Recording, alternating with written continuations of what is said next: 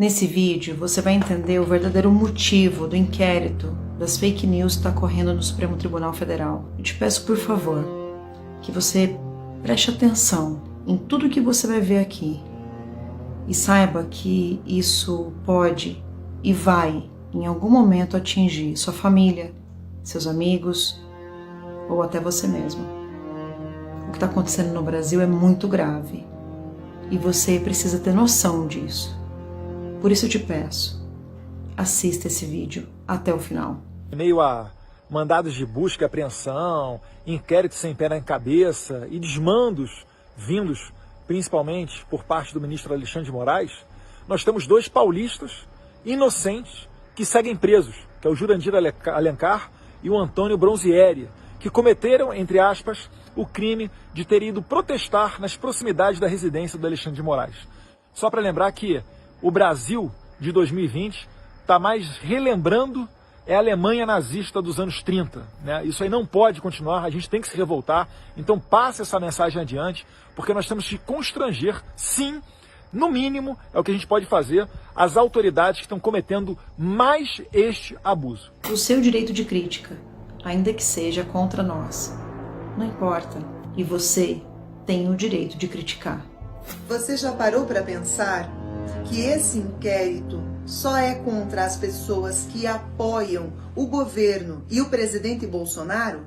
E, infelizmente, isso pode ser só o começo. Independente de quem sejam os perseguidos, independente de quem esteja tendo a sua liberdade de expressão cerceada, a nossa indignação contra essa arbitrariedade não é por sermos nós os alvos neste caso. É para todos os brasileiros terem essa liberdade, conforme a nossa Constituição claramente prevê. Vocês vão assistir a partir de agora alguns trechos de um voto de uma ação direta de inconstitucionalidade que o Alexandre de Moraes proferiu e vai perceber que a opinião dele é bem diferente agora. Claro, porque a opinião é contra o STF. Naquela época, as opiniões eram contra o próprio Bolsonaro. A liberdade de expressão defende todas as opiniões ou interpretações políticas conflitantes ou oposicionistas, que podem ser expressadas e devem ser respeitadas, não porque necessariamente válidas, mas porque são extremamente relevantes para uma garantia maior, a garantia do próprio pluralismo democrático. O ministro Alexandre de Moraes defende a pluralidade de ideias apenas da boca para fora. No Brasil, há pouco tempo atrás, não existia um debate de ideias. O que existia sim, era uma falsa polarização entre o PSDB, o seu partido de origem, e o Partido dos Trabalhadores. Com o advento da internet, nós, conservadores, ganhamos voz e ganhamos vez. Todas as opiniões existentes são possíveis em discussões livres, uma vez que faz parte do princípio democrático debater assuntos públicos de forma restrita, robusta, aberta. A proteção daquelas opiniões duvidosas, exageradas, condenáveis, satíricas, humorísticas, bem como aquelas que não são compartilhadas pelas maiorias. É por isso que o ministro Alexandre de Moraes não defende a verdadeira liberdade de expressão, não defende a pluralidade de ideias. Pluralidade de ideias para o ministro são apenas aquelas ideias que ele concorda, e não as ideias que afetam a ele ou que criticam a ele próprio. Na condição de cidadão, eu fazia críticas às instituições políticas brasileiras. Depois, como parlamentar, continuei fazendo críticas a essas mesmas instituições.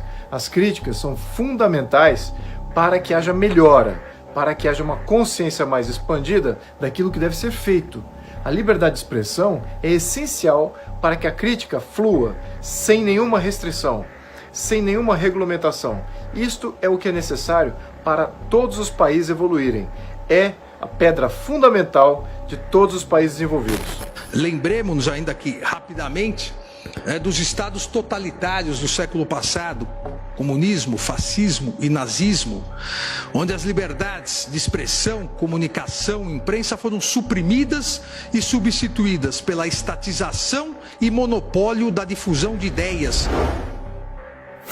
Você deve ter reparado que o Alexandre de Moraes menciona o Právida Partido Socialista da antiga União Soviética, menciona também táticas do marqueteiro nazista Paul Joseph Goebbels, contudo age igualmente, da mesma maneira inescrupulosa, da mesma maneira cretina, assim por dizer.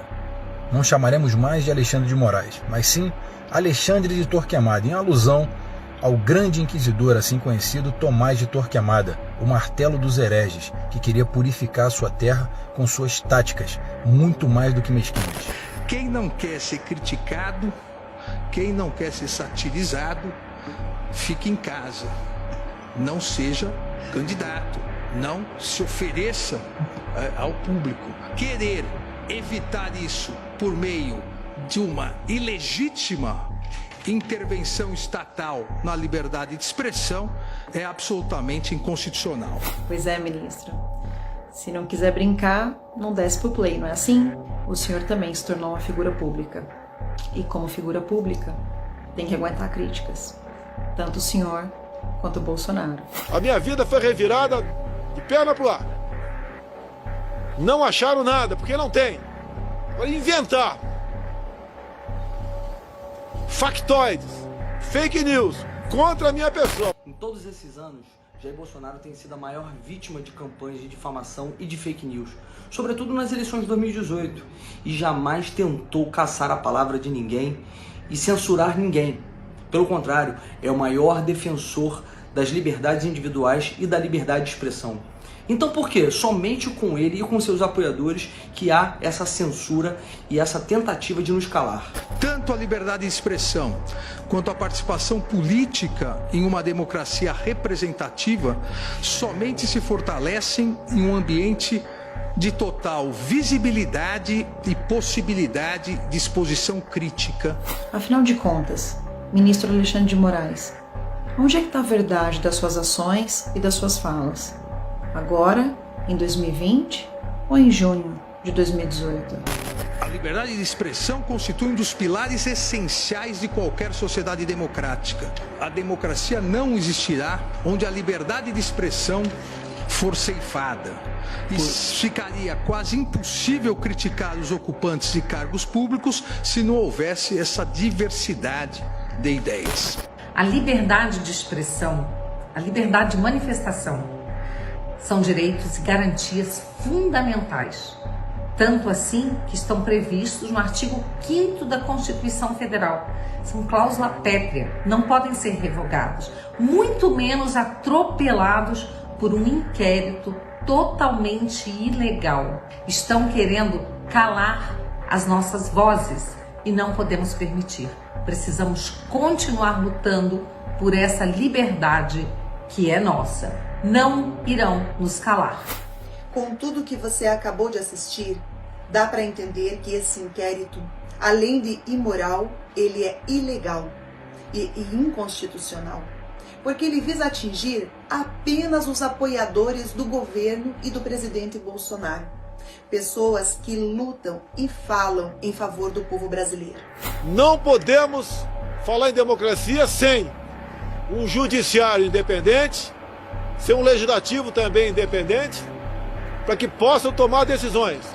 Nós, parlamentares governistas e o próprio governo Bolsonaro, queremos garantir o seu direito de fala. E a liberdade de expressão é sagrada. Qualquer democracia do mundo permite a liberdade de expressão.